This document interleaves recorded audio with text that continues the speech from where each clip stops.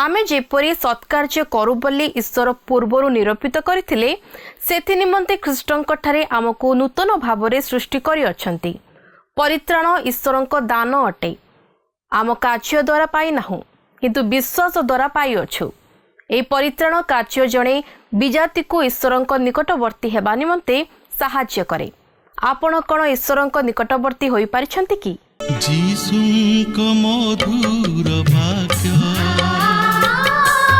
चला पथे साजे दीप आमरी चरण अलिभा आलोक देई जीवनर प्रतिपदे जीवनर प्रतिपदे बढ़ाई से सत्य पथ प्रदर्शिका से जे पथ प्रदर्शिका पथ प्रदर्शिका पथ प्रदर्शिका। ख्रीष्टरे प्रिय दर्शक बंधु नमस्कार। पथ प्रदर्शिका कार्यक्रम एक विशेष अध्याय को आपण को स्वागत जनाए। आपण ए कार्यक्रम रे नियमित भाव में योगदान करुथिबारु आपण को विशेष धन्यवाद दिए। आपण को मतामत को टेलीविजन स्क्रीन रे दिया जाइथिबा ठिकाना रे आमको जणांतु। आपण मानक मध्यरु जदि केही ए पर्यंत आमको फोन करि पारि नाहंती तेबे आज ही सुजोग नियंतु और आम सहित जोगाजोग करंतु। आमे आपणक फोन कॉल रो अपेक्षा रे अछु। आपण केमिति अछंती? आपणक कुशलता आमे आशा करू और आपणक निमंते निरंतर प्रार्थना जारी रखिअछु। जदि आपणकर किछि व्यक्तिगत किबा पारिवारिक प्रार्थना अनुरोध अछि तेबे आमको जणांतु। ईश्वर आपणक प्रार्थनार उत्तर देबे। ए कार्यक्रम द्वारा आपण जेपरि दिन को दिन आत्मिक भावरे और ईश्वरंक वाक्य रे वृद्धि पाइबे और आपणक जीवन रे एक नूतन परिवर्तन आसीबो। एहा आमर चेष्टा और ईश्वरंक निकट रे प्रार्थना। प्रभु आपणको बहुल भावरे आशीर्वाद करंतु। पूर्व अध्याय रे आमे आलोचना करिथिलु जे परित्राण ईश्वरंक अनुग्रह रे प्राप्त हुए। आजिर अध्ययन रे ए आलोचना को जारी रखिबा। पाउल मंडलीर विश्वासी विश्वासिनी माननकु यह शिक्षा दियंती जे परित्राण ईश्वरंक अनुग्रह दान। यह मनुष्य निजर कर्म द्वारा प्राप्त हुए नहीं। एथिपाई केही जेपरि दर्प न करे एवं आमे जेपरि सत्कार्य करू बोली ईश्वर पूर्वरु निरूपित करथिले सेथि निमंते ख्रीष्टंक ठारे आमको नूतन भावरे सृष्टि करि अछंती। परित्राण ईश्वरंक दान अटे। आम कार्य द्वारा पाई नाहु किंतु विश्वास द्वारा पाई अछु। एई परित्राण कार्य जणे विजाति को ईश्वरंक निकटवर्ती हेबा निमंते सहाय्य करे। दिने आमे पाप जोगु प्रभुंक ठारू दूर रे थिलु किंतु प्रभु निकटतर करि अछंती। प्रिय बंधु ए अध्ययन को आगको नेबा पूर्वरु आसंतु एक भक्ति गीत सुनिबा।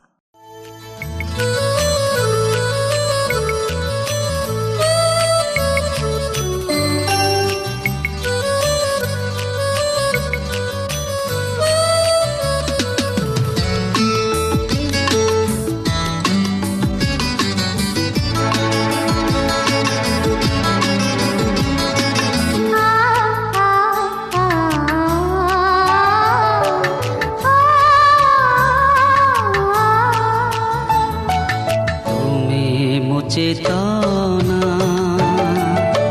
तुम्हें मो प्रेरणा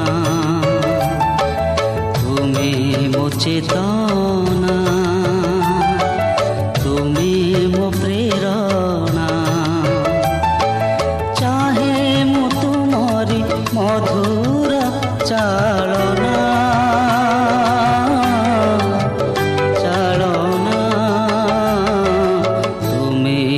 चेतना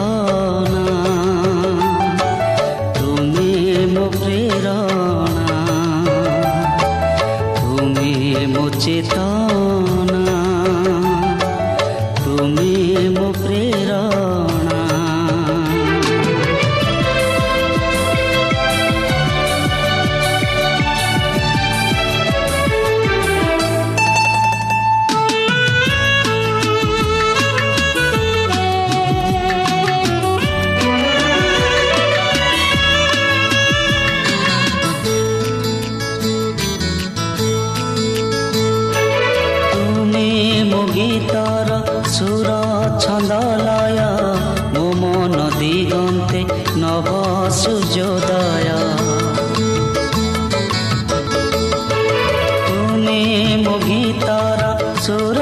ଛନ୍ଦାଲୟ ମୋ ମନ ଦିଗନ୍ତେ ନବ ସୂର୍ଯ୍ୟୋଦୟ ମୋ ମନ କାନନେ ମୃଦୁ ସମୀରଣ ମୋ ମନ କାନନେ ମୃଦୁ ସମୀରଣ ତୁମେ ମୋ ଧ୍ୟାନର ପ୍ରଥମ ଭାବନା ଭାବନା ତୁମେ ମୋ ଚେତନା ତୁମେ ମୋ ପ୍ରେରଣା ତୁମେ ମୋ ଚେତନା ତୁମେ ମୋ ପ୍ରେରଣା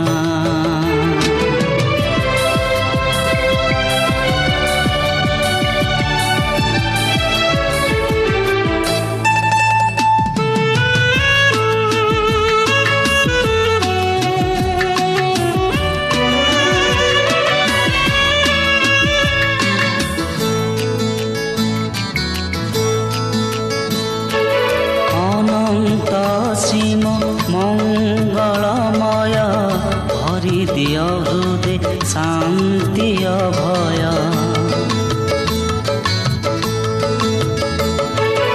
ଅନନ୍ତ ସୀମ ମଙ୍ଗଳମୟ ଭରି ଦିଅ ହୃଦେ ଶାନ୍ତି ଅଭୟ ତୁମ ନିଶାଣେ ଘଟୁ ମୋ ବିଲୟ ତୁମ ନିଶାଣେ ଘଟୁ ମୋ ବିଲୟ ତୁମ ପ୍ରେମ ମୋର ଜୀବନ ବାସନା ବାସନା ତୁମେ ମୋ ଚେତନା ତୁମେ ମୋ ପ୍ରେରଣା ତୁମେ ମୋ ଚେତନା ତୁମେ ମୋ ପ୍ରେରଣା ଚାହେ ମୁଁ ତୁମରି ମଧୁର ଚାଳନା ଚାଳନା ତୁମେ ମୋ ଚେତନା ତୁମେ ମୋ ପ୍ରେରଣା ତୁମେ ମୋ ଚେତନା ତୁମେ ମୋ ଆସନ୍ତୁ ବର୍ତ୍ତମାନ ଆମେ ପ୍ରଭୁଙ୍କର ବାକ୍ୟ ମଧ୍ୟକୁ ଯିବା। ଆଜି ଆମେ ଏଫିସିଓ 2 ପର୍ବର 8 ପଦରୁ ଆରମ୍ଭ କରି 13 ପଦ ପର୍ଯ୍ୟନ୍ତ ଅଧ୍ୟୟନ କରିବା ନିମନ୍ତେ ଯିବା। ଏଠାରେ ମୁଁ ଆପଣଙ୍କୁ ସ୍ମରଣ କରାଇ ଦେବା ପାଇଁ ଚାହେଁ ଯେ ଆମମାନେ ଈଶ୍ୱରଙ୍କର ଅନୁଗ୍ରହ ବିଷୟ ନେଇ ଅଧ୍ୟୟନ କରି ଆସୁଅଛୁ। ଆଉ ଆଜି ମଧ୍ୟ ଆମେ ଏହି ଏଫିସିଓ 2 ପର୍ବର 8 ପଦରୁ 13 ପଦ ମଧ୍ୟରେ ଈଶ୍ୱରଙ୍କର ସେହି ଅନୁଗ୍ରହ ବିଷୟ ନେଇ ଆଲୋଚନା କରିବା। ଏହି ସମ୍ପୂର୍ଣ୍ଣ ବିଭାଗଟି ଅତି ଚମତ୍କାର ଭାବରେ ଖ୍ରୀଷ୍ଟ ବିଶ୍ୱାସୀର ଅତୀତ ବର୍ତ୍ତମାନ ଓ ଭବିଷ୍ୟତର ସ୍ଥିତିକୁ ପ୍ରକାଶ କରେ। ତେବେ ଦେଖନ୍ତୁ ଏଫିସି 2 ପର୍ବର 8 ଓ 9 ପଦରେ ଏହିପରି ଲେଖା ଅଛି, କାରଣ ଅନୁଗ୍ରହରେ ବିଶ୍ୱାସ ଦ୍ୱାରା ତୁମମାନେ ପରିତ୍ରାଣ ପାଇଅଛ, ତାହା ତୁମମାନଙ୍କ ନିଜଠାରୁ ହୋଇନାହିଁ, ତାହା ଈଶ୍ୱରଙ୍କ ଦାନ, କ୍ରିୟା କର୍ମରୁ ନୁହେଁ, ଯେପରି କେହି ଦର୍ପ ନ କରେ। ଦେଖନ୍ତୁ ଏଠାରେ ଖ୍ରୀଷ୍ଟ ବିଶ୍ୱାସୀର ଅତୀତ ଜୀବନ ପାପ ଓ ଅପରାଧରେ ମୃତ ଥିଲା। ମାତ୍ର ଈଶ୍ୱରଙ୍କ ଅନୁଗ୍ରହ ଦ୍ୱାରା ସେ ଉଦ୍ଧାରପ୍ରାପ୍ତ ହୋଇ ଖ୍ରୀଷ୍ଟଙ୍କ ସହିତ ସଜୀବ ହୋଇ ଖ୍ରୀଷ୍ଟ ଯୀଶୁଙ୍କଠାରେ ସ୍ୱର୍ଗରେ ଉପବିଷ୍ଟ ହୋଇଅଛି ଓ ଦିନେ ସେ ସେହି ସ୍ୱର୍ଗରେ ପ୍ରବେଶ କରି ଈଶ୍ୱରଙ୍କର ଅନୁଗ୍ରହକୁ ସ୍ମରଣ କରି ତାହାଙ୍କର ପ୍ରଶଂସା ଓ ଗୌରବ କରିବା ପାଇଁ ଯାଉଅଛି। କିନ୍ତୁ ଏହି ସମସ୍ତ ତାହାର ଯୋଗ୍ୟତା ହେତୁ ନୁହେଁ, ମାତ୍ର ଈଶ୍ୱରଙ୍କ ଅନୁଗ୍ରହ ହେତୁ। ଲେଖା ଅଛି, କାରଣ ଅନୁଗ୍ରହରେ ବିଶ୍ୱାସ ଦ୍ୱାରା ଆମ୍ଭେମାନେ ପରିତ୍ରାଣ ପ୍ରାପ୍ତ ହୋଇଅଛୁ। ତେବେ ଏଠାରେ ପ୍ରଶ୍ନ ଆସେ, ଆମେ କିପରି ଆମର ଭବିଷ୍ୟତ ବିଷୟରେ ନିଶ୍ଚିତ ହୋଇପାରିବା? ପ୍ରିୟ ବନ୍ଧୁ, ଆମେ ଜାଣି ରଖିବା ଉଚିତ ଯେ ଆମେ ଈଶ୍ୱରଙ୍କ ଅନୁଗ୍ରହ ହେତୁ ପରିତ୍ରାଣ ପ୍ରାପ୍ତ ହୋଇଅଛୁ, କିନ୍ତୁ ନିଜର ବିଶ୍ୱସ୍ତତା ହେତୁ ନୁହେଁ। ଆଉ ସେ ଆମମାନଙ୍କୁ ବିନାଶ ପ୍ରାପ୍ତ ହେବା ନିମନ୍ତେ ଉଦ୍ଧାର କରିନାହାନ୍ତି, ମାତ୍ର ଅନନ୍ତ ଜୀବନ ଦେବା ନିମନ୍ତେ ଉଦ୍ଧାର କରିଅଛନ୍ତି। ତେଣୁ ଫିଲିପିଓ 1 ପର୍ବର 6 ପଦରେ ପ୍ରେରିତ ପାଉଲ ଏହିପରି କହନ୍ତି, କାରଣ ଯେ ତୁମମାନଙ୍କ ଅନ୍ତରରେ ଉତ୍ତମ କାର୍ଯ୍ୟ ଆରମ୍ଭ କରିଅଛନ୍ତି, ସେ ଖ୍ରୀଷ୍ଟ ଯୀଶୁଙ୍କ ଦିନ ପର୍ଯ୍ୟନ୍ତ ତାହା ସାଧନ କରି ସିଦ୍ଧ କରିବେ, ଏହା ତ ମୁଁ ଦୃଢ଼ ରୂପେ ବିଶ୍ୱାସ କରେ। ପ୍ରିୟ ବନ୍ଧୁ, ପରିତ୍ରାଣ ହେଉଛି ଈଶ୍ୱରଙ୍କର ଅନୁଗ୍ରହର ଦାନ। ସେ ଯେତେବେଳେ ଆପଣଙ୍କୁ ଉଦ୍ଧାର କରିଅଛନ୍ତି ଓ ଆପଣଙ୍କୁ ତାହାଙ୍କର ସନ୍ତାନ ରୂପେ ଗ୍ରହଣ କରିଅଛନ୍ତି, ସେ କେବେ ହେଲେ ଆପଣଙ୍କୁ ଛାଡ଼ିଦେବେ ନାହିଁ। ସେ ଆପଣଙ୍କୁ ସୁରକ୍ଷା କରିବେ। ଆପଣ ତାହାଙ୍କୁ ଛାଡ଼ି ଏଣେତେଣେ ଭ୍ରମଣ କରିପାରନ୍ତି, ମାତ୍ର ସେ ଆପଣଙ୍କ ନିମନ୍ତେ ପଥ ପ୍ରସ୍ତୁତ କରି ଆପଣଙ୍କୁ ପୁନର୍ବାର ତାହାଙ୍କର ଖୁଆଡ଼ ମଧ୍ୟକୁ ଟାଣି ଆଣିବେ, କାରଣ ତାହାଙ୍କର ଅନୁଗ୍ରହ ଆପଣଙ୍କ ନିମନ୍ତେ ପରିତ୍ରାଣ ସାଧନ କରିଅଛି। ଆପଣ ସମ୍ପୂର୍ଣ୍ଣ ଉଦ୍ଧାରପ୍ରାପ୍ତ ଏହି ହିସାବରେ ଯେ ଖ୍ରୀଷ୍ଟ ଆପଣଙ୍କ ନିମନ୍ତେ ସେହି ପ୍ରାୟଶ୍ଚିତ ବଳି ସ୍ୱରୂପ ହୋଇଅଛନ୍ତି ଓ ସେହି ପବିତ୍ର ଆତ୍ମା ଆପଣଙ୍କୁ ଖ୍ରୀଷ୍ଟଙ୍କ ସହ ସଂଯୁକ୍ତ କରାଇଛନ୍ତି ଓ ଆପଣ ଈଶ୍ୱରଙ୍କ ବାକ୍ୟରେ ବିଶ୍ୱାସ କରିଅଛନ୍ତି ଓ ଖ୍ରୀଷ୍ଟଙ୍କଠାରେ ବିଶ୍ୱାସ କରିଅଛନ୍ତି। ତେଣୁ ଆପଣ କହିପାରିବେ ଯେ ଆପଣ ଉଦ୍ଧାରପ୍ରାପ୍ତ। ଏଠାରେ ମଧ୍ୟ ଆମେ ଦେଖୁଛୁ ଯେ ପରିତ୍ରାଣ ପ୍ରାପ୍ତ ହେବା ନିମନ୍ତେ ଆମମାନଙ୍କର ବିଶ୍ୱାସ ଯଦିଓ ଆବଶ୍ୟକ, ମାତ୍ର ଏହା ମଧ୍ୟ ଈଶ୍ୱରଙ୍କର ଦାନ। ତେବେ ଏଠାରେ ଆପଣ ପ୍ରଶ୍ନ କରିପାରନ୍ତି ଯେ ଯେହେତୁ ବିଶ୍ୱାସ ହେଉଛି ଈଶ୍ୱରଙ୍କ ଦାନ ଓ ଈଶ୍ୱର ତାହା ମୋତେ ଦେଇନଥିବାରୁ ମୁଁ ଯଦି ବିଶ୍ୱାସ ନ କରେ ତାହେଲେ ମୁଁ ଦୋଷୀକୃତ ହେବି ନାହିଁ। ମାତ୍ର ଏହାର ଉତ୍ତର ହେଉଛି ଈଶ୍ୱର ତାହାଙ୍କ ବାକ୍ୟରେ ଅତି ପରିଷ୍କାର ଭାବେ ପ୍ରକାଶ କରିଅଛନ୍ତି। ବିଶ୍ୱାସ ଶ୍ରବଣରୁ ଜାତ ହୁଏ ଓ ଶ୍ରବଣ ଈଶ୍ୱରଙ୍କ ବାକ୍ୟ ଦ୍ୱାରା ହୁଏ। ଯଦି ଆପଣ ଖ୍ରୀଷ୍ଟଙ୍କଠାରେ ବିଶ୍ୱାସ କରିବାକୁ ଚାହାନ୍ତି ତାହେଲେ ଆପଣଙ୍କୁ ଈଶ୍ୱରଙ୍କ ବାକ୍ୟ ଶୁଣିବାକୁ ହେବ। ଈଶ୍ୱର ସମସ୍ତଙ୍କୁ ବିଶ୍ୱାସ ପ୍ରଦାନ କରିବେ ଯେଉଁମାନେ ସୁସମାଚାରର ସମ୍ବାଦ ପ୍ରତି କର୍ଣ୍ଣ ଡେରିବେ, ଯେଉଁମାନେ ସୁସମାଚାର ଶୁଣିବେ। ଆମେ ଏହା 2 କରିନ୍ଥୀୟ ପତ୍ରରେ ଶିକ୍ଷା ଦିଆଯାଇଥିବାର ଲକ୍ଷ୍ୟ କରିବାକୁ ପାରୁ। ମୂଷାଙ୍କ ମୁଖ ଉପରେ ଏକ ପରଦା ରହିଥିଲା। ଏଥିପାଇଁ ନୁହେଁ ଯେ ସେ ସମସ୍ତଙ୍କ ଚକ୍ଷୁକୁ ସେହି ଉଜ୍ଜଳ ଆଲୋକରେ ଧନ୍ଦଳା କରିଦେଉଥିଲେ ବୋଲି, ମାତ୍ର ଲୋକମାନେ ଯେପରି ଈଶ୍ୱରଙ୍କର ସେହି ଅପସରି ଯାଉଥିବା ପ୍ରତାପକୁ ଦେଖି ନ ପାରନ୍ତି ସେଥି ନିମନ୍ତେ। ଏହା ଥିଲା ସେହି ପ୍ରତାପ ଯାହାକି ମୂଷାଙ୍କ ବିଧିବିଧାନର ଓ ବ୍ୟବସ୍ଥାର ଥିଲା। 2 କରିନ୍ଥୀୟ 3 ପର୍ବର 14 ପଦରେ ଲେଖା ଅଛି, କିନ୍ତୁ ସେମାନଙ୍କର ଜ୍ଞାନଚକ୍ଷୁ ଜଡ଼ିଭୂତ ହୋଇଅଛି, କାରଣ ଆଜି ପର୍ଯ୍ୟନ୍ତ ପୁରାତନ ନିୟମ ପାଠ ସମୟରେ ସେହି ଆବରଣ ପୂର୍ବପରି ରହିଅଛି, ଆଉ ଖ୍ରୀଷ୍ଟଙ୍କଠାରେ ସେହି ଆବରଣର ଯେ ଲୋପ ହେଉଅଛି ଏହା ପ୍ରକାଶ ପାଉନାହିଁ। ଆଜି ଏକ ଆବରଣ ନିମନ୍ତେ ଆବଶ୍ୟକ ନାହିଁ, କାରଣ ସେ ହେଉଛନ୍ତି ଅନାବୃତ ଖ୍ରୀଷ୍ଟ। ସୁସମାଚାର ବିନା ମୂଲ୍ୟରେ ଘୋଷିତ ହୋଇଅଛି। କିନ୍ତୁ ଆମମାନଙ୍କୁ କୁହାଯାଏ, ମାତ୍ର ଆଜି ପର୍ଯ୍ୟନ୍ତ ମୂଷାଙ୍କର ବ୍ୟବସ୍ଥା ପାଠ କରାଯିବା ସମୟରେ ସେମାନଙ୍କ ହୃଦୟ ଆବରଣରେ ଆଚ୍ଛାଦିତ ଥାଏ, କିନ୍ତୁ ପ୍ରଭୁଙ୍କ ପ୍ରତି ଫେରିଲେ ସେହି ଆବରଣ ଅପସାରିତ ହୁଏ, ଯାହାକି 2 କରିନ୍ଥୀୟ 3 ପର୍ବର 15-16 ପଦରେ ଲେଖା ଅଛି। ଏହା କ'ଣ ଅଟେ? ଏହା ହେଉଛି ହୃଦୟ। ଯେତେବେଳେ ହୃଦୟ ପ୍ରଭୁଙ୍କ ପ୍ରତି ଫେରିବ, ସେହି ଆବରଣ ଅପସାରିତ ହୋଇଯିବ। ଯେକୌଣସି ସମୟରେ ଆପଣ ଖ୍ରୀଷ୍ଟଙ୍କ ନିକଟକୁ ଫେରିଆସିବା ନିମନ୍ତେ ପ୍ରସ୍ତୁତ ହୁଅନ୍ତି, ଆପଣ ଖ୍ରୀଷ୍ଟଙ୍କ ନିକଟକୁ ଫେରିପାରିବେ। ତେବେ କେହି ବୋଧହୁଏ କହିପାରନ୍ତି, ହୋଇପାରେ ମୋତେ ବିଶ୍ୱାସର ଦାନ ଦିଆଯାଇ ନାହିଁ। କିନ୍ତୁ ତାହା ଆପଣଙ୍କର ସମସ୍ୟା ନୁହେଁ।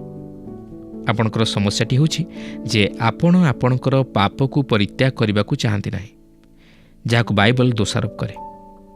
ଯେଉଁ ସମୟରେ ଆପଣ ଆପଣଙ୍କର ପାପ ରୋଗରେ ଅସୁସ୍ଥ ହୋଇପଡ଼ିଛନ୍ତି, ଯେତେବେଳେ ଆପଣ ଆପଣଙ୍କ ନିଜଠାରୁ ଫେରନ୍ତି, ଜଗତର ବିଷୟ ସବୁରୁ ଫେରନ୍ତି, ଧର୍ମରୁ ଫେରନ୍ତି, ପ୍ରତ୍ୟେକ ବିଷୟରୁ ଯେଉଁ ସବୁ ବିଷୟକୁ ବାଇବଲ ଭର୍ତ୍ସନା କରେ ସେହିସବୁରୁ ଫେରି ଖ୍ରୀଷ୍ଟଙ୍କ ନିକଟକୁ ଆସନ୍ତି, ସେତେବେଳେ ଆପଣ ବିଶ୍ୱାସ ପ୍ରାପ୍ତ ହେବେ।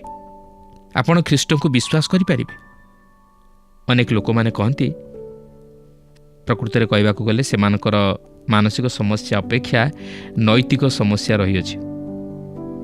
ଯଦି ସେମାନେ ତହିଁର ସମ୍ମୁଖୀନ ହେଉଥାନ୍ତି, ଆଜି ଅନେକ ଲୋକଙ୍କର ହୃଦୟରେ ପ୍ରକୃତ ସମସ୍ୟାଟି ହେଉଛି ପାପ। ଏପରିକି ଅନେକ ସାଧୁମାନେ ସେହି କାରଣ ହେତୁ ସେମାନଙ୍କର ପରିତ୍ରାଣର ଆନନ୍ଦକୁ ଉପଭୋଗ କରିପାରନ୍ତି ନାହିଁ।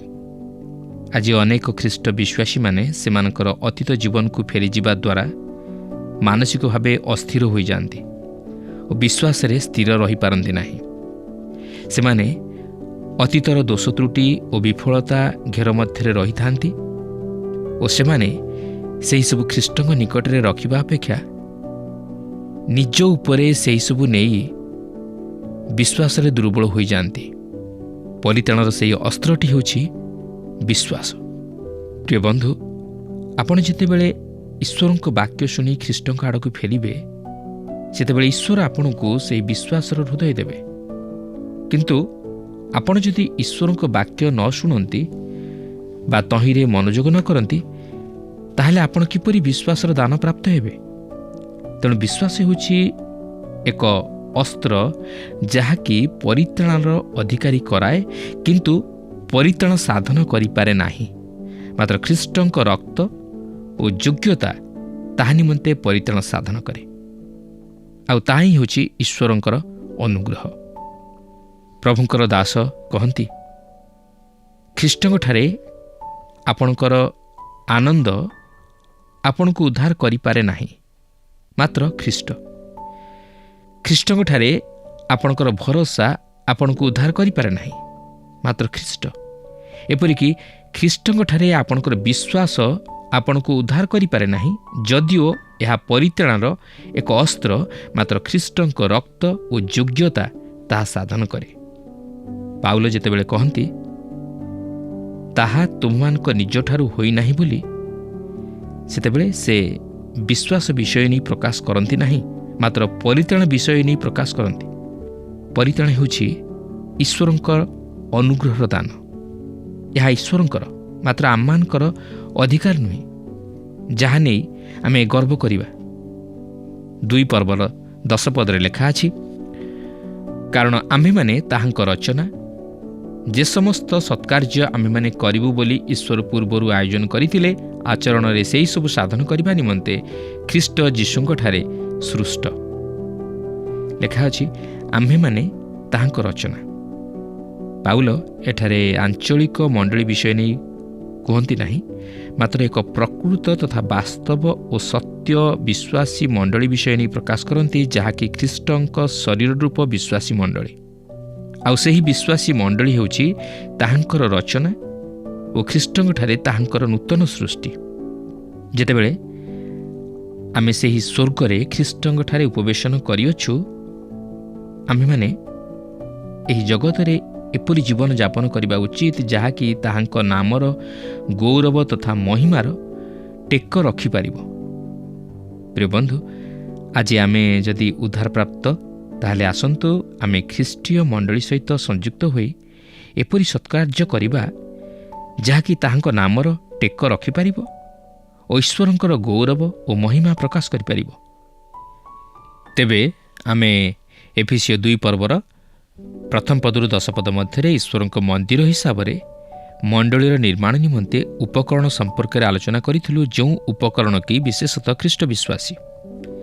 କିନ୍ତୁ ବର୍ତ୍ତମାନ ଆମେ ଏହି ଏଫେସୀୟ 2 ପର୍ବର 11 ପଦରୁ ଆରମ୍ଭ କରି 22 ପଦ ମଧ୍ୟରେ ଈଶ୍ୱରଙ୍କ ମନ୍ଦିର ହିସାବରେ ଖ୍ରୀଷ୍ଟୀୟ ମଣ୍ଡଳୀର ନିର୍ମାଣ ପ୍ରଣାଳୀ ସମ୍ପର୍କରେ ଆଲୋଚନା କରିବାକୁ ଯିବା। 2 ପର୍ବର 11 ଓ 12 ପଦରେ ଏହିପରି ଲେଖା ଅଛି, ଅତଏବ ତୁମେମାନେ ପୂର୍ବରେ ଯେତେବେଳେ ଶରୀର ସମ୍ବନ୍ଧରେ ବିଜାତି ଥିଲ ଓ ଶାରୀରିକ ଭାବେ ହସ୍ତକୃତ ସୁନ୍ନତି ଲୋକମାନଙ୍କ ଦ୍ୱାରା ଅସୁନ୍ନତି ବୋଲି ଖ୍ୟାତ ହେଉଥିଲ, ସେତେବେଳେ ତୁମେମାନେ ଯେ ଖ୍ରୀଷ୍ଟଙ୍କଠାରୁ ପୃଥକ, ଇସ୍ରାଏଲର ପ୍ରଜାସତ୍ୱ ରହିତ, ପ୍ରତିଜ୍ଞାଯୁକ୍ତ ନିୟମରେ ନିରଂଶ, ପୁଣି ଜଗତରେ ଭରସାହୀନ ଓ ଈଶ୍ୱରବିହୀନ ହୋଇଥିଲ, ଏହା ସ୍ମରଣ କର। ଦେଖନ୍ତୁ, ଏଫେସୀରେ ଥିବା ମଣ୍ଡଳୀ ବିଶେଷତଃ ବିଜାତୀୟ ଖ୍ରୀଷ୍ଟ ବିଶ୍ୱାସୀମାନଙ୍କୁ ନେଇ ଗଠିତ ହୋଇଥିଲା। ସେଠାରେ ଯହୁଦୀମାନଙ୍କର ସଂଖ୍ୟା ଅତି ଅଳ୍ପ ସଂଖ୍ୟକ ଥିଲା। ଆହୁରି ମଧ୍ୟ ବିଜାତୀୟମାନେ ଅସୁନ୍ନତି ବୋଲି ପରିଚିତ ଥିଲେ। ଆଉ ଏହି ନାମକରଣ ବିଶେଷତଃ ସୁନ୍ନତି ପ୍ରାପ୍ତ ଲୋକମାନଙ୍କ ଦ୍ୱାରା ଦିଆଯାଇଥିଲା, ଯେଉଁମାନେ କି ଜିହୁଦୀ ଥିଲେ। ତେବେ ଏହି ପାର୍ଥକ୍ୟତା ଅବ୍ରାହମଙ୍କ ସମୟଠାରୁ ଆରମ୍ଭ କରି ନୂତନ ନିୟମର ପେଣ୍ଟିକଷ୍ଟ ଦିନ ପର୍ଯ୍ୟନ୍ତ, ଅର୍ଥାତ୍ ପବିତ୍ର ଆତ୍ମାଙ୍କ ଆଗମନର ସମୟ ପର୍ଯ୍ୟନ୍ତ ଲାଗି ରହିଥିଲା। ଏହି ସମୟ ମଧ୍ୟରେ ଜିହୁଦୀମାନେ ଗୋଷ୍ଠୀମାନଙ୍କ ମଧ୍ୟରେ ଏକ ସ୍ୱତନ୍ତ୍ର ସ୍ଥିତି ଅଧିକାର କରିନେଇଥିଲେ। ସମୟକ୍ରମେ ଏହି ପାର୍ଥକ୍ୟତା ଏକ ଭିନ୍ନ ରୂପ ନେଲା, କାରଣ ଇସ୍ରାଏଲ ସେମାନଙ୍କର ସ୍ଥିତି ନିମନ୍ତେ ବିଶେଷ ଗର୍ବିତ ଥିଲେ। ଇସ୍ରାଏଲ ଜାତି ବିଜାତୀୟ ଗୋଷ୍ଠୀମାନଙ୍କୁ ନେଇ ହୀନ ତଥା ନିଚ ଦୃଷ୍ଟିରେ ଦେଖିଲେ ଓ ଉଭୟଙ୍କ ମଧ୍ୟରେ ଘୃଣାଭାବ ଉଦ୍ରେକ ହେଲା। ଏହି ଅଂଶ ମଧ୍ୟରେ ବିଜାତୀୟମାନଙ୍କର ଏକ ଅସହାୟ ଦୁଃଖ ଓ ଭରସାହୀନ ସ୍ଥିତି ବିଷୟ ନେଇ ପ୍ରକାଶ କରାଯାଇଅଛି, ଯାହାକି ଖ୍ରୀଷ୍ଟଙ୍କୁ ପାଇବାର ପୂର୍ବବର୍ତ୍ତୀ ଅବସ୍ଥାକୁ ଉପସ୍ଥାପିତ କରେ। ଏହା ମଧ୍ୟ ଯେକୌଣସି ବିନାଶପ୍ରାପ୍ତ ଲୋକର ଅବସ୍ଥାକୁ ପ୍ରକାଶ କରେ। ପ୍ରଥମତଃ ସେମାନେ ଖ୍ରୀଷ୍ଟବିହୀନ ଜୀବନଯାପନ କରୁଥିଲେ। ଏହା ଏକ ବିନାଶପ୍ରାପ୍ତ ଲୋକର ଶ୍ରେଷ୍ଠ ଛବି କହିଲେ ଅତ୍ୟୁକ୍ତି ହେବ ନାହିଁ। ଦ୍ୱିତୀୟତଃ ଇସ୍ରାଏଲର ପ୍ରଜାସତ୍ୱ ରହିତ ଥିଲେ। ଏହା ହେଉଛି ଜଣେ ବିଜାତୀୟର ପ୍ରକୃତ ସଂଜ୍ଞା। ଇସ୍ରାଏଲର ଯେପରି ଈଶ୍ୱରଦତ୍ତ ଧର୍ମ ଥିଲା, ବିଜାତୀୟମାନଙ୍କର ସେପରି ନଥିଲା। ସେମାନେ ଇସ୍ରାଏଲ ପ୍ରତି ଈଶ୍ୱରଙ୍କର ପ୍ରତିଜ୍ଞାରୁ ବଞ୍ଚିତ ଥିଲେ, ଅର୍ଥାତ୍ ସେମାନେ ଈଶ୍ୱରଙ୍କର ଆଶୀର୍ବାଦରୁ ବଞ୍ଚିତ ଥିଲେ, ଯାହାକି ସେ ଇସ୍ରାଏଲ ଲୋକମାନଙ୍କ ପ୍ରତି ବିଶେଷ ଭାବରେ ପ୍ରଦାନ କରିଥିଲେ, କାରଣ ସେମାନେ ତାଙ୍କର ମନୋନୀତ ଜାତି ଥିଲେ। ଏପରିକି ସେହି ସମସ୍ତ ପ୍ରତିଜ୍ଞାର ଅଧିକାରୀ ଆଜି ଆମ୍ଭେମାନେ ମଧ୍ୟ ହୋଇପାରି ନାହୁଁ, କାରଣ ଈଶ୍ୱର ସେହି ସମସ୍ତ ପ୍ରତିଜ୍ଞା ଆମମାନଙ୍କ ପ୍ରତି ପ୍ରଦାନ କରିନାହାନ୍ତି। ତୃତୀୟତଃ ପ୍ରତିଜ୍ଞାଯୁକ୍ତ ନିୟମରେ ନିରଂଶ ଥିଲେ। ଈଶ୍ୱର ଇସ୍ରାଏଲ ଜାତି ପ୍ରତି କେତେକ ପ୍ରତିଜ୍ଞା କରିଥିଲେ। ସେ ଇସ୍ରାଏଲ ସହିତ ଯେଉଁ ନିୟମ ସ୍ଥାପନ କରିଥିଲେ ତାହା ତଥାପି ବଳବତ୍ତର ରହିଅଛି, ମାତ୍ର କୌଣସି ବିଜାତୀୟ ସେହି ନିୟମର ଅଧିକାରୀ ନୁହନ୍ତି। ଈଶ୍ୱର ଇସ୍ରାଏଲ ଜାତିକୁ ସେହି ପ୍ରତିଜ୍ଞାତ କିଣାନ୍ ଦେଶ ବା ପାଲେଷ୍ଟାଇନ୍ ଅର୍ଥାତ୍ ଇସ୍ରାଏଲ ଦେଶ ଦେବାକୁ ପ୍ରତିଜ୍ଞା କରିଅଛନ୍ତି, ଆଉ ସେମାନେ ଦିନେ ତାହା ସମ୍ପୂର୍ଣ୍ଣ ଅଧିକାର କରିବାକୁ ଯାଉଅଛନ୍ତି। ମାତ୍ର ଏହା ଈଶ୍ୱରଙ୍କ ଯୋଜନା ଅନୁଯାୟୀ ନିରୂପିତ ସମୟରେ ସେମାନେ ତାହା ଅଧିକାର କରିବେ, ମାତ୍ର ସେମାନଙ୍କର ଇଚ୍ଛା ଅନୁଯାୟୀ ନୁହେଁ। ମାତ୍ର ସେ ପ୍ରତ୍ୟେକ ଖ୍ରୀଷ୍ଟ ବିଶ୍ୱାସୀ ନିମନ୍ତେ ଏହିପରି ପ୍ରତିଜ୍ଞା କରିଅଛନ୍ତି, ଯାହାକି ଯୋହନ 14 ପର୍ବର 2 ଓ 3 ପଦରେ ଲେଖା ଅଛି। ମୋହର ପିତାଙ୍କ ଗୃହରେ ଅନେକ ବାସସ୍ଥାନ ଅଛି, ଯଦି ନଥାନ୍ତା ତାହେଲେ ମୁଁ ତୁମମାନଙ୍କୁ କହିଥାନ୍ତି, ମୁଁ ତୁମମାନଙ୍କ ନିମନ୍ତେ ସ୍ଥାନ ପ୍ରସ୍ତୁତ କରିବା ପାଇଁ ଯାଉଅଛି। ପୁଣି ମୁଁ ଯାଇ ତୁମମାନଙ୍କ ନିମନ୍ତେ ସ୍ଥାନ ପ୍ରସ୍ତୁତ କଲେ ପୁନର୍ବାର ଆସିବି, ଆଉ ମୁଁ ଯେଉଁ ସ୍ଥାନରେ ଥାଏ ତୁମେମାନେ ମଧ୍ୟ ଯେପରି ସେହି ସ୍ଥାନରେ ରହିବ, ସେଥି ନିମନ୍ତେ ତୁମମାନଙ୍କୁ ଆପଣା ନିକଟକୁ ଘେନିଯିବେ। ଚତୁର୍ଥରେ ସେମାନେ ଜଗତରେ ଭରସାହୀନ ଥିଲେ। ଏହା ହିଁ ଥିଲା ବିଜାତୀୟମାନଙ୍କର ସବୁଠାରୁ ଦୟନୀୟ ଅବସ୍ଥା। ଆଜି ଅନେକ ଅଛନ୍ତି ଯେଉଁମାନେ କି ଜାଣନ୍ତି ନାହିଁ ଯେ ମୃତ୍ୟୁ ପରେ ସେମାନଙ୍କର ଗତି କେଉଁଆଡ଼େ। ସେମାନେ ଜାଣନ୍ତି ନାହିଁ ଯେ ମୃତ୍ୟୁ ପରେ ସେମାନଙ୍କ ପ୍ରତି କ'ଣ ଘଟିବା ପାଇଁ ଯାଉଅଛି। ମୃତ୍ୟୁ ପରେ ଯେ ପୁନରୁତ୍ଥାନ ରହିଅଛି ଓ ମନୁଷ୍ୟ ସେହି ସ୍ୱର୍ଗ ରାଜ୍ୟରେ ପ୍ରବେଶ କରିବାକୁ ଯାଉଅଛି, ତାହା ସେମାନେ ଜାଣନ୍ତି ନାହିଁ। ସେମାନେ ମୃତ୍ୟୁକୁ ଚିନ୍ତା କରି ଭୟ ପାଇଯାଆନ୍ତି ଓ ଭରସାହୀନ ହୋଇପଡ଼ନ୍ତି। ମାତ୍ର ଖ୍ରୀଷ୍ଟ ବିଶ୍ୱାସୀ ନିମନ୍ତେ ଏକ ଭରସା ରହିଅଛି। ପଞ୍ଚମରେ ସେମାନେ ଈଶ୍ୱର ବିହୀନ ହୋଇଥିଲେ। ଏହାର ଅର୍ଥ ନୁହେଁ ଯେ ଈଶ୍ୱର ସେମାନଙ୍କୁ ଦୂରେଇ ଦେଇଥିଲେ, ମାତ୍ର ସେମାନେ ଈଶ୍ୱରଙ୍କୁ ଦୂରେଇ ଦେଇଥିଲେ। ମନୁଷ୍ୟ ନିଜର ସ୍ୱେଚ୍ଛାଚାରିତାରେ ଜୀବନଯାପନ କରିବାକୁ ଚାହେଁ। ସେ ନିଜର ପସନ୍ଦ ତଥା ଇଚ୍ଛା ଅନୁଯାୟୀ କାର୍ଯ୍ୟ କରିବାକୁ ଚାହେଁ। ଫଳତଃ ସେ ଈଶ୍ୱରଙ୍କ ଇଚ୍ଛା ତଥା ଅଭିମତରୁ ଦୂରେଇ ଯିବାକୁ ଚାହେଁ ଓ ଶେଷରେ ସେ ହତାଶ ଓ ଭରସାହୀନ ହୋଇ ଈଶ୍ୱର ବିହୀନ ଜୀବନଯାପନ କରେ। ଏହା ହିଁ ହେଉଛି ଏକ ବିନାଶପ୍ରାପ୍ତ ଲୋକର ସ୍ଥିତି, ଯାହାକି ପାଉଲ ଏଠାରେ ବର୍ଣ୍ଣନା କରନ୍ତି। ମାତ୍ର ବର୍ତ୍ତମାନ ଲକ୍ଷ୍ୟ କରନ୍ତୁ, କିଛି ଘଟିଅଛି। 2 ପର୍ବର 13 ପଦରେ ଲେଖା ଅଛି, କିନ୍ତୁ ପୂର୍ବେ ଦୂରରେ ଥିଲ ଯେ ତୁମେମାନେ ଏବେ ଖ୍ରୀଷ୍ଟ ଯୀଶୁଙ୍କଠାରେ ତାହାଙ୍କ ରକ୍ତ ଦ୍ୱାରା ନିକଟସ୍ଥ ହୋଇଅଛ। ଏହା ହିଁ ହେଉଛି ଏକ ଚମତ୍କାର ବିଷୟ। ମନ୍ଦିର ମଧ୍ୟରେ କିଛି ଦୂରରେ ଏକ ପାଖରେ ବିଜାତୀୟମାନଙ୍କର ଏକ ପ୍ରାଙ୍ଗଣ ଥିଲା। ବିଜାତୀୟମାନେ ଆସିବା ନିମନ୍ତେ ଅନୁମତି ପ୍ରାପ୍ତ ହୋଇଥିଲେ, ମାତ୍ର ସେମାନେ ବହୁତ ଦୂରରେ ରହୁଥିଲେ। ମାତ୍ର ବର୍ତ୍ତମାନ ବିଜାତୀୟମାନଙ୍କ ନିମନ୍ତେ ଯେଉଁମାନେ ଖ୍ରୀଷ୍ଟଙ୍କଠାରେ ଅଛନ୍ତି, ସେମାନଙ୍କ ନିମନ୍ତେ ସମସ୍ତ କିଛି ପରିବର୍ତ୍ତିତ ହୋଇଯାଇଅଛି। ସେମାନେ ଖ୍ରୀଷ୍ଟ ବିହୀନ ଥିଲେ, ମାତ୍ର ସେମାନେ ଖ୍ରୀଷ୍ଟଙ୍କଠାରେ ଅଛନ୍ତି। ଯେଉଁ ବ୍ୟବଧାନ ଓ ଭେଦଭାବ ଥିଲା, ଯାହାକି ସେମାନଙ୍କୁ ଈଶ୍ୱରଙ୍କଠାରୁ ପୃଥକ ରଖିଥିଲା, ତାହା ଦୂରେଇ ଯାଇଛି। ସେମାନେ ଈଶ୍ୱରଙ୍କର ନିକଟବର୍ତ୍ତୀ ହୋଇପାରିଛନ୍ତି, କିନ୍ତୁ ସେମାନଙ୍କର ଉଦ୍ୟମରେ କିମ୍ବା ଯୋଗ୍ୟତା ହେତୁ ନୁହେଁ, ମାତ୍ର ଖ୍ରୀଷ୍ଟଙ୍କର ରକ୍ତ ଦ୍ୱାରା। ତେଣୁ ଆସୁ ସେହି ପ୍ରଭୁ ଯୀଶୁ ଖ୍ରୀଷ୍ଟଙ୍କଠାରେ ବିଶ୍ୱାସ କରି ତାହାଙ୍କର ରକ୍ତ ଦ୍ୱାରା ପରିଷ୍କୃତ ହୋଇ ପବିତ୍ରକୃତ ହୋଇ ପବିତ୍ର ଈଶ୍ୱରଙ୍କର ସାନ୍ନିଧ୍ୟ ଲାଭ କରିବା ପାଇଁ ଚେଷ୍ଟା କରୁ ଓ ସେହି ଅନନ୍ତ ଜୀବନର ଅଧିକାରୀ ହେବା ପାଇଁ ଚେଷ୍ଟା କରୁ। କାରଣ ପ୍ରଭୁ ଶ୍ରୀଖ୍ରୀଷ୍ଟ ତାଙ୍କର ପବିତ୍ର ରକ୍ତ ଦ୍ୱାରା ଆଜି ଆମମାନଙ୍କୁ ପିତା ଈଶ୍ୱରଙ୍କ ସହିତ ସମ୍ମିଳିତ କରାଇଛନ୍ତି। ପ୍ରଭୁ ପ୍ରତ୍ୟେକଙ୍କୁ ଏହି ସଂକ୍ଷିପ୍ତ ଆଲୋଚନା ମଧ୍ୟ ଦେଇ ଆଶୀର୍ବାଦ କରନ୍ତୁ। ପ୍ରିୟ ଦର୍ଶକ ବନ୍ଧୁ, ଏ ଅଧ୍ୟୟନ ଆପଣଙ୍କୁ ନିଶ୍ଚିତ ଭାବେ ପ୍ରେରଣା ଦେଇଛି, ଏହା ମୋର ଦୃଢ଼ ବିଶ୍ୱାସ। ଏ ଅଧ୍ୟୟନରେ ପାଉଲ ଦୁଇଟି ଅବସ୍ଥା ବିଷୟରେ କୁହନ୍ତି। ପ୍ରଥମ, ପରିତ୍ରାଣ ପାଇବା ପୂର୍ବର ଅବସ୍ଥା ଓ ଦ୍ୱିତୀୟଟି ପରିତ୍ରାଣ ପାଇବା ପରର ଅବସ୍ଥା। ପ୍ରଥମ ଅବସ୍ଥା ଯାହା ଈଶ୍ୱରଙ୍କ ଠାରୁ ଦୂରରେ ରହିବା ଅବସ୍ଥା, ଯେଉଁଥିରେ ଅଧିକାରରୁ ବଞ୍ଚିତ, ପ୍ରତିଜ୍ଞାରୁ ବଞ୍ଚିତ, ଭରସା ବିହୀନ ଓ ଈଶ୍ୱର ବିହୀନ ଜୀବନ। କିନ୍ତୁ ଈଶ୍ୱର ଖ୍ରୀଷ୍ଟଙ୍କ ରକ୍ତ ଦ୍ୱାରା ଦୂରରେ ଥିବା ବ୍ୟକ୍ତିମାନଙ୍କୁ ନିକଟସ୍ଥ କରିଅଛନ୍ତି। ଆଗାମୀ ଅଧ୍ୟାୟରେ ଆମେ ଆହୁରି ଅଧିକ ବିଷୟ ଆଲୋଚନା କରିବା। ଆପଣ ନିୟମିତ ଏ କାର୍ଯ୍ୟକ୍ରମରେ ଯୋଗଦାନ କରନ୍ତୁ ଓ ଈଶ୍ୱରଙ୍କ ଠାରୁ ଆଶୀର୍ବାଦ ପ୍ରାପ୍ତ ହୁଅନ୍ତୁ। ପ୍ରଭୁ ଆପଣଙ୍କୁ ବିଶେଷ ଭାବରେ ଆଶୀର୍ବାଦ କରନ୍ତୁ। ଧନ୍ୟବାଦ। କାର୍ଯ୍ୟକ୍ରମ ଶେଷ କରିବା ପୂର୍ବରୁ ଆସନ୍ତୁ ପଦେ ପ୍ରାର୍ଥନା କରିବା। ପ୍ରେମିକ ଦୟାଳୁ ଈଶ୍ୱର, ତୁମେ ଆମମାନଙ୍କୁ କେତେ ଅନୁଗ୍ରହ କରିଅଛ, କେତେ ପ୍ରେମ କରିଅଛ। ହଁ ପ୍ରଭୁ, ପୁଣି ଏକ ନୂତନ ଶିକ୍ଷା ଆମମାନଙ୍କୁ ଆଜି ପ୍ରଦାନ କରିଅଛ, ସେଥିପାଇଁ ଧନ୍ୟବାଦ ଦେଉଅଛୁ। ହଁ ପ୍ରଭୁ, ଆମେ ମନୁଷ୍ୟ ପ୍ରଭୁ ଏ ପାପମୟ ଜଗତରେ ପ୍ରଭୁ ଝୁଣ୍ଟି ଯାଇଛୁ। ହଁ ପ୍ରଭୁ, ତୁମେ ଏ ଜଗତରୁ ଆମମାନଙ୍କୁ ଉଦ୍ଧାର କର ବୋଲି ପ୍ରାର୍ଥନା କରୁଅଛୁ। ହଁ ପ୍ରଭୁ, ପାପ ଯୋଗୁରୁ ପ୍ରଭୁ ତୁମ୍ଭଠାରେ ପ୍ରଭୁ ଦୂରରେ ରହିଅଛୁ, କିନ୍ତୁ ତୁମେ ପ୍ରଭୁ, ତୁମେ ତୁମର ପ୍ରେମ ଅନୁସାରେ ପ୍ରଭୁ ତୁମେ ଆମମାନଙ୍କୁ ପ୍ରଭୁ ବାନ୍ଧିଅଛ, ଏ ପାପ ଠାରୁ ଆମମାନଙ୍କୁ ତୁମେ ଦୂରରେ ରଖିଅଛ। ହଁ ପ୍ରଭୁ, ତୁମେ ଆମ ପ୍ରତ୍ୟେକ ଜଣଙ୍କୁ କେତେ ପ୍ରେମ କରିଅଛ, ସେଭଳି ଭାବରେ ପ୍ରଭୁ ଆମେ ପ୍ରତ୍ୟେକ ଜଣ ପରସ୍ପର ପ୍ରେମ କରୁ।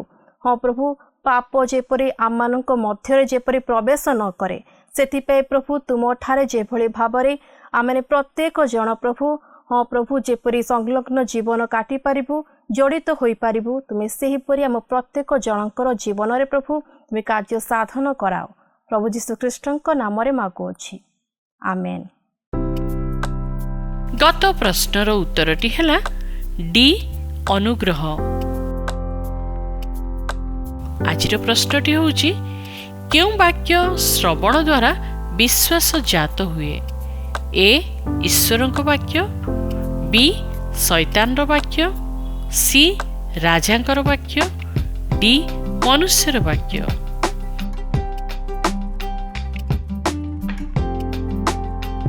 ଏହି ପ୍ରଶ୍ନର ଉତ୍ତର ଆସନ୍ତାକାଲି ସନ୍ଧ୍ୟା 6ଟା ମଧ୍ୟରେ option A, B, C, D ମଧ୍ୟରୁ ସଠିକ୍ ଉତ୍ତର ବାଛି ଆପଣଙ୍କ ନାମ ଓ ସମ୍ପୂର୍ଣ୍ଣ ଠିକଣା ସହିତ 9777221415 ଫୋନ୍ ନମ୍ବରରେ SMS କିମ୍ବା ହ୍ୱାଟ୍ସଆପ୍ ଦ୍ୱାରା ଜଣାଇବାକୁ ଅନୁରୋଧ।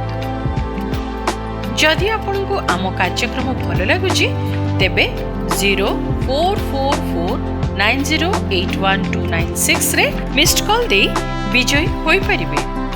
ଗତ ସପ୍ତାହର ବିଜୟ ଦର୍ଶକ ବନ୍ଧୁ ହେଲେ ଭୁବନେଶ୍ୱରରୁ ରଞ୍ଜିତ କୁମାର ମାଝୀ ଓ ପରିବାର।